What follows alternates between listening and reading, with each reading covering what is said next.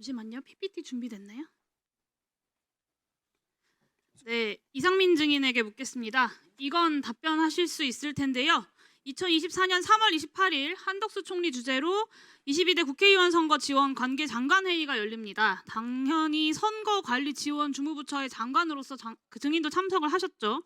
선거관리의 투명성과 신뢰성을 강화하기 위해서 이런 조치들을 발표를 합니다. 수검표를 도입하고 사전투표 우표물 관리를 강화하고 행안부의 공명선거 지원 상황실을 설치해서 모니터링하고 투개표 지원 상황실도 운영하고 공무원 정치중립 관련 교육도 하고 공무원 대상 집중 감찰도 하겠다. 기억하십니까? 좀 잘 살펴봐야 될 것 같습니다. 기억 안 나세요? 본인이 장관으로서 하셨던 일인데. 이 회의 며칠 전에 증인이 중앙일보랑 인터뷰를 합니다. 변호사 시절인 4년 전 총선 때였죠. 부정선거 논란이 거셌지만 저명 인사들이 계속 얘기를 해서 들여다보니 좀 이상한 것들이 있는 것 아닌가. 그래서 부정선거가 있었냐라는 질문에는 뭐 딱 부러진 증거가 나오지 않아서 부정선거라고 할 수는 없다라고 답하기는 했어요. 그런가 보다 했는데 또 다른 인터뷰를 보니까 이상민 증인이 윤석열 대통령이 대통령 후보가 되기 전부터 부정선거 이야기를 했다고 합니다. 같이 윤석열 캠프에 있었던 분이 큰 충격을 받았다고 하면서 이야기한 내용이에요. 행안부는 선거 지원의 주무부서입니다. 행안부 장관 지명 받을 때 부정선거 있는지 감시 잘해야 한다라는 대통령 당부가 있었습니까?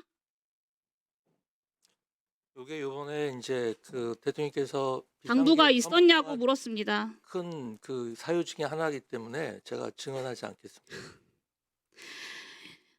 네, 이승만 정권의 3.15 부정선거 누가 했는지 아세요? 내무부가 있습니다. 당시에 최인규 내무부 장관은 그걸로 사형당했습니다. 본인이 중앙일보와 했던 인터뷰 제목이 실제 일해봤더니 선관위원장은 바지사장이라는 말에 공감했다였어요. 행안부 몰래 부정선거를 한다? 전국의 공무원을 얼마나 많이 동원해서 지원하고 감시하는데 그거를 장관인 본인이 몰랐겠습니까? 그건 말이 안 되죠. 근데 윤석열 지금까지 뭐라고 하고 있습니까? 부정선거 때문에 계엄했다고 합니다.